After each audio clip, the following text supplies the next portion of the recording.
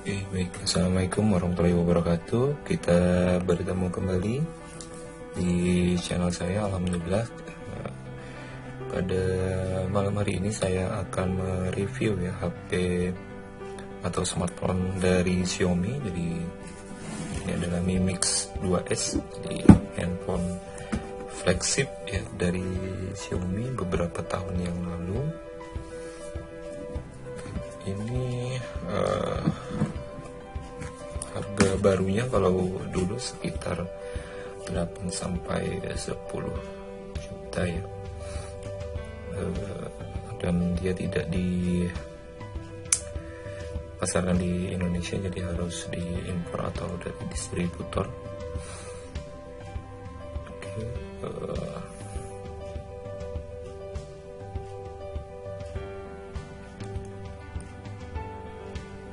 Oke, untuk spesifikasinya ya, aslinya dia adalah 60, space-nya adalah 64 giga ya.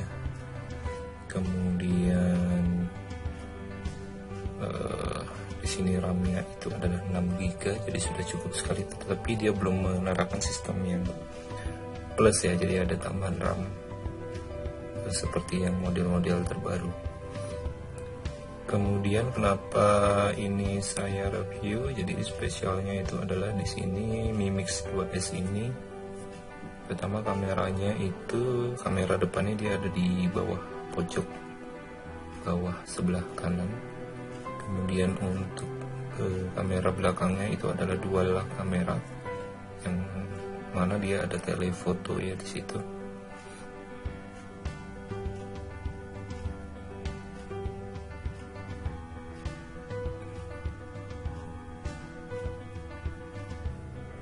Dia ada lensa wide dan tele ya.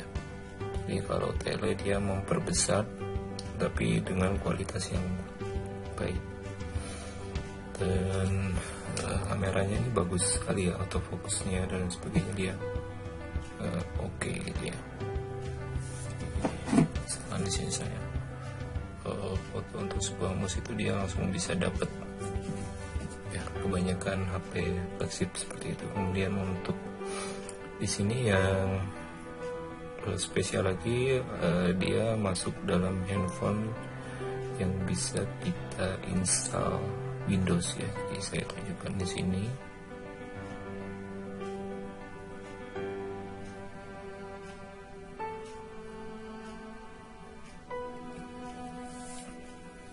Oke, dia sudah saya install Windows. Saya tekan power up and power untuk masuk ke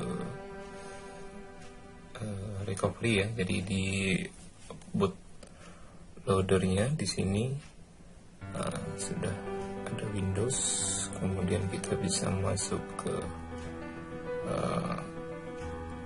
reboot ya, reboot kalau ingin masuk Android. Jadi kemudian kalau dia restart sendiri pun dia tidak akan masuk ke Windows, tetapi tetap masuk ke Android. Jadi memang ada tombol khusus, yaitu tadi adalah power, volume up dan power.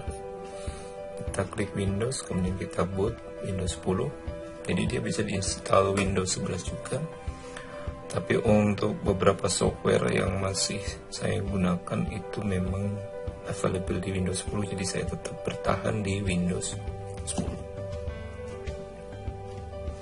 Oke, dia sudah masuk boot ya, dan cepat ya, cepat sekali, bahkan bisa menandingi untuk PC Core i7. Dan di sini sudah saya install beberapa. Kemudian yang paling penting ya, yang biasa saya gunakan itu selain WiFi. Jadi di sini ada yang saya gunakan ya. Ya, dia masih loading sebentar untuk mengenali drivernya. Oke, untuk sambil menunggu itu kita coba masuk ke misalkan software. Di sini adalah Adobe InDesign.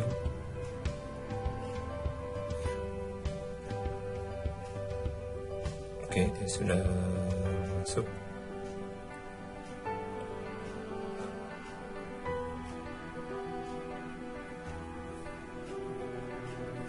Oke, ini sudah masuk ke Adobe InDesign, jadi kita bisa edit ya di sini untuk keperluan editing kalau seorang penulis ya,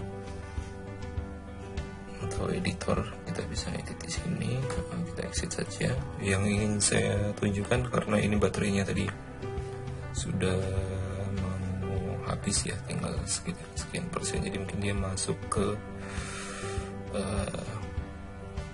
energi saving, jadi performance-nya mungkin nggak terlalu maksimal. Yang saya tunjukkan sini WiFi berjalan ya. Maaf, kameranya yang saya gunakan ini ngeblur sedikit, pakai provider smartphone, kemudian WiFi-nya juga berjalan, mobil hotspot juga berjalan. Berikutnya kita lihat di spesifikasi ya, di bagian sistem, kemudian di about ya.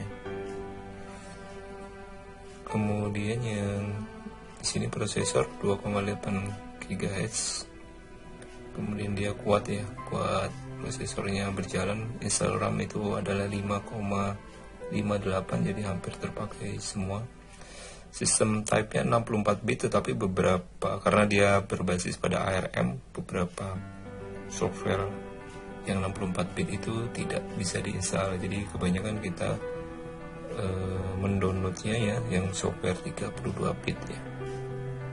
Jadi mungkin karena dia, nah kalau di sini kita mengetahuinya dari biasanya di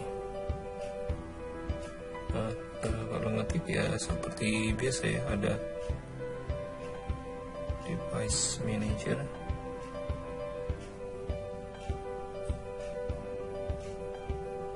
Oke, kita cek ya device manager untuk kemudian untuk kalau di flip juga saya, nah seperti itu. Jadi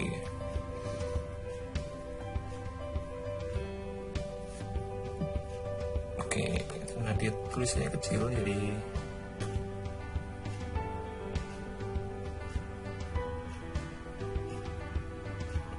kemudian di sini adalah storage-nya dia menggunakan Toshiba dari drivernya. Kemudian di sini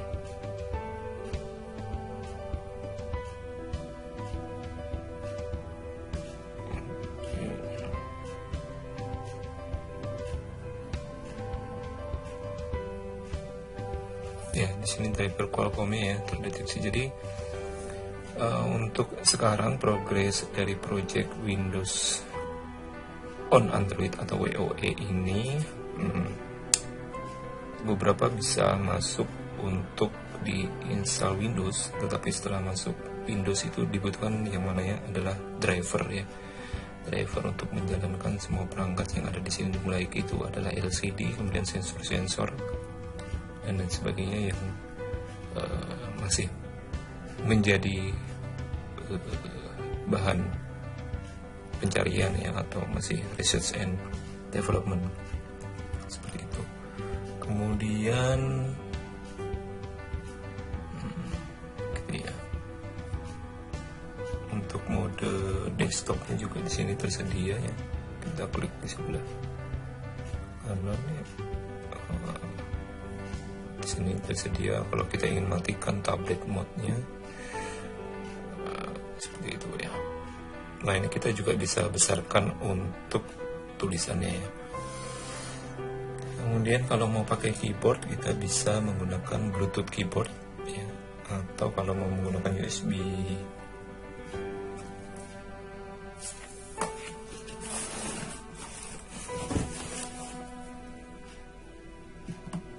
Jadi kalau mau menggunakan keyboard berbasis USB ataupun storage, kita butuh yang namanya OTG ya, OTG hub ya. Yang bagus lagi kalau dia sudah langsung yang Type C. Kalau punya saya ini masih micro, kemudian saya beli converter yang Type C jadi seadanya, karena memang masih tahap proses development, jadi mencari settingan yang pas. Kemudian keyboardnya bisa pakai keyboard Bluetooth ya. Keyboard yang seperti ini, jadi ini bisa digunakan, jadi dia ada baterainya, kita tinggal on kan ya. Kemudian kita konekkan ke perangkatnya, kemudian kita tambahkan mouse seperti ini, atau ada juga keyboard yang ada trackpadnya, atau kalau yang mau ringkas juga ada yang foldable keyboard.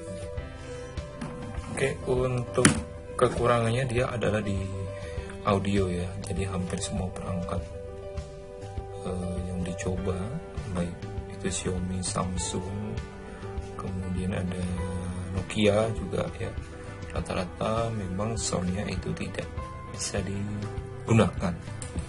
Jadi alternatifnya apa? Kita bisa gunakan earphone atau speaker Bluetooth, earphone Bluetooth atau speaker Bluetooth. Jadi walaupun kita pakai semacam Type-C to earphone jack seperti ini juga tidak bisa digunakan. Jadi memang koneksinya itu menggunakan Bluetooth ya. Kalau di Android bisa yang seperti ini. Kebetulan ini tidak ada ya earphone jacknya, jadi memang seperti itu.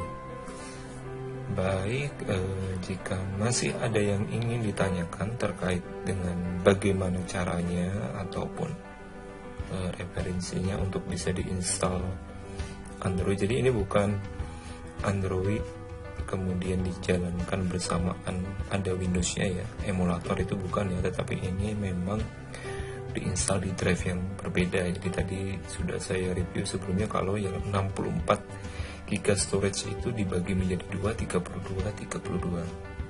Jadi kalau ingin menginstal, ada baiknya mencari storage yang lebih besar, karena kalau 64 itu nanti tentunya sudah mepet-mepet ya, desak-desakan. Tetapi memang di Mi Mix 2S ini kita terbatas unitnya di Indonesia itu di 64 GB, jadi seperti itu.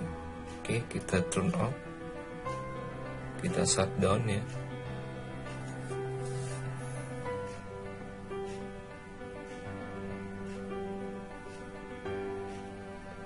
Kemudian kita nyalakan lagi dengan power biasa tanpa ada tambahan lain. Oke, sudah masuk. Nah, sambil menunggu saya cerita kendalanya, yaitu adalah yang perlu diperhatikan setelah menginstal dengan Windows itu pada saat kita ingin eject SIM ya. Jadi disarankan eject SIM dalam kondisi turn off atau dalam kondisi handphone mati, karena pada saat kita hidupkan kemudian kita paksa untuk eject SIM itu nanti berakibat fatal, yaitu sinyal bisa hilang ya. Sinyal bisa hilang. Tapi kalau sinyalnya hilang, sebenarnya saya sudah menemukan caranya sekitar beberapa bulan pencarian, yaitu adalah dengan wipe all data ya. Jadi kita timpa lagi yang tadi ya, image recovery-nya dengan recovery bawaan, kemudian kita wipe all data, otomatis data yang ada di handphone akan hilang. Jadi sebelumnya bisa di backup dulu kan, cuma hilang sinyalnya, kita bisa backup pakai wifi-nya masih jalan, kemudian wipe all data, kemudian kita fix Windows-nya, kita timpa dengan fix drivernya, kemudian nanti akan kembali seperti semula, jadi tidak ada masalah. Seperti itu review saya untuk handphone Mi Mix 2S di tahun 2024. Saya rasa ini akan menjadi handphone yang long lasting karena dia bisa dijalankan dengan 2 OS. Jadi kalaupun itu tadi ya, Android yang masih bisa digunakan seterusnya, kemudian juga ada Windows yang kita tahu untuk jangka panjang OS-nya itu long lasting ya, seperti itu. Itu dari saya sudah hampir 15 menit, kurang lebihnya mohon maaf. Wassalamualaikum warahmatullahi wabarakatuh.